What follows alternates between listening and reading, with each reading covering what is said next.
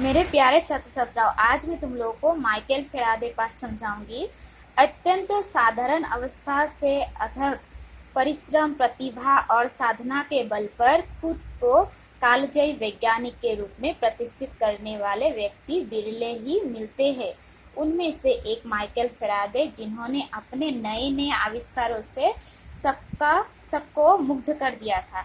तो Michael Faraday कौन थे? माइकल फेराडे एक प्रसिद्ध वैज्ञानिक थे और वे परिश्रम, प्रतिभा और साधना के बल पर खुद कालजयी वैज्ञानिक के रूप में चारों ओर प्रसिद्ध हुए।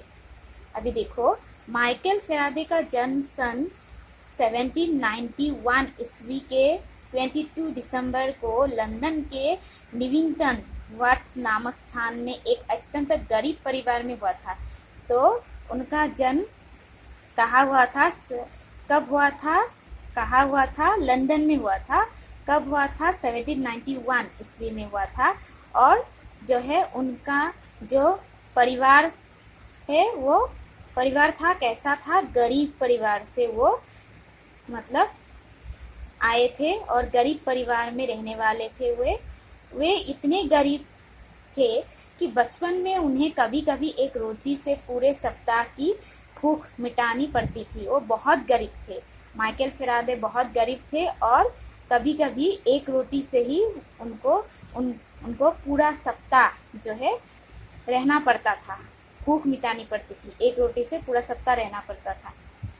गरीबी के कारण उनकी पढ़ाई भी ज्यादा दिनों तक नहीं चल सकी थी।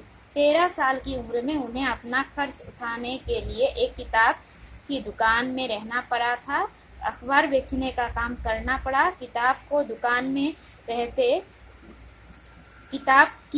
दुकान में रहते उनका मन धीरे धीरे विज्ञान के प्रति आकर्षित हुआ और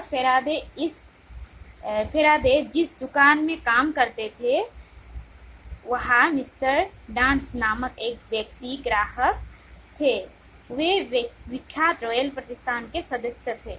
तो यहाँ क्या किया गया था? वो तो गरीब थे और गरीब होने के कारण उन्हें पढ़ने को भी इतनी सुविधा नहीं मिली थी। पर फिर बाद में उन्होंने क्या किया? एक किताब की दुकान में वे रहने लगे, मतलब काम करने लगे। वहाँ रहकर काम करने लगे। उसी किताब की दुकान पर रहकर वे क्या करने लगे? अखबार बेचने के काम करने लगे वे।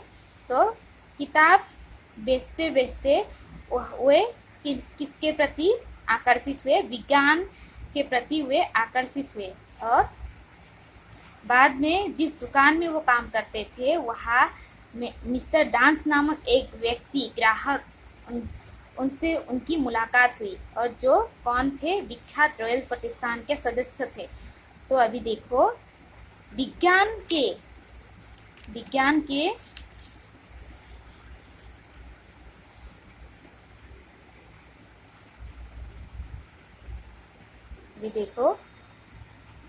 के प्रति फेराडे की रुचि देखकर उन्होंने फेराडे को बिना शुल्क के वैज्ञानिकों के वक्तव्य सुनने की व्यवस्था कर दी थी। और जो मिस्टर डांस थे वो रॉयल प्रतिष्ठान के क्या थे? वे रॉयल प्रतिष्ठान के सदस्य थे। तो उनकी मतलब माइकल फेराडे की रुचि देखते हुए उन्होंने क्या किया था? मतलब बिना शुल्क मतलब बिना पैसे दिए बिना पैसे के उन्हें वैज्ञानिकों का भाषण सुनने का अवसर प्रदान किया गया।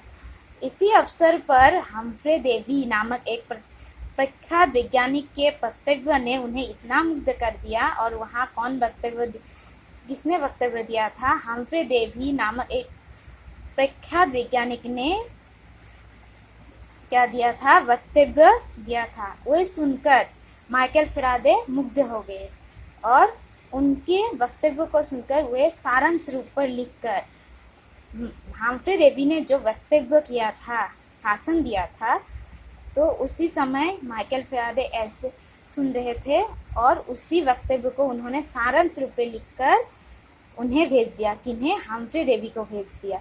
तभी देखो, साथ में यह भी गुजारिश की कि विज्ञान से संबंधित कोई भी काम करने के लिए वे प्रस्तुत थे।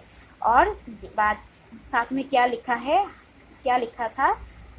माइकल फेराडे ने कि साथ में ये भी लिखा था कि विज्ञान के क्षेत्र में यदि उनके लिए कोई काम है तो वो करने के लिए प्रस्तुत है। वक्तव्य का सारांश पढ़कर देवी बहुत आनंदित हुए और हम्फ्रे डेवी को जब यह क्या मिला, पत्र मिला सारांश रूप में, जो हम माइकल फेराडे ने उनके वक्तव्य को सारांश रूप में लिखकर माइकल फेराडे ने जब उनके पास भेजा तो हम्फ्रे डेवी मतलब माइकल फेराडे सारांश को लिखकर हम्फ्रे डेवी के पास भेजते हैं। तब हम्फ्रे डेवी जो है अपने वक्तव्य को सारांश रूप में देखकर पढ़कर देवी बहुत आनंदित हुए और रॉयल प्रतिष्ठान में सहायक का काम फेराडे को दे दिया। और रॉयल प्रतिष्ठान में सहायक का काम करने के लिए किन्हें दिया, माइकल फेराडे को दिया। इस तरह उनको देवी के साथ यूरोप के विभिन्न देशों जैसे फ्रांस, इटली, स्विट्जरलैंड आदि में जाने का अवसर मिला। इन भ्रमण से फेराडे को बहुत लाभ हुआ और हम्फ्रे डेवी के साथ ही उन्हें बहुत जगहों में घूमने को मिला, जिसमें से फ्रांस, इटली, स्विट्जरलैंड, इन सभी बड़े बड़े जगहों में उनको घूमने के लिए, कुछ सीखने के लिए अवसर मिला।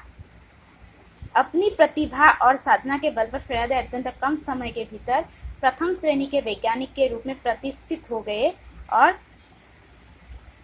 कम समय के भीतर वे अपने प्रतिभा के बल पर, साधना के बल पर क्या हुए, वैज्ञानिक के रूप में प्रथम श्रेणी में प्रतिष्ठित हो गए। कौन? Michael Faraday. उन्होंने रामायण विज्ञान के नए नए तथ्यों का आविष्कार किया। बेंजीन नामक पदार्थों को उन्होंने ही पहले पृथक करके दिखाया था। क्लोरीन के साथ अन्य गैसों का तरलीकरण भी उन्होंने ही किया था। इन सब किन्होंने किया था? ये सभी किनका योगदान है? माइकल फेराडे का। कैल्शियम और क्लोरीन मिलाकर दो नए यौगिक पदार्थों का आविष्कार करने में भी वे सफल रहे। रसायन विज्ञान के अलावा फेराडे का एक अन्य प्रिय विषय था विद्युत विज्ञान, और रसायन विज्ञान के साथ साथ वे उनके प्रिय विषय क्या था? विद्युत विज्ञान पर भी उनका बहुत ज्ञान था।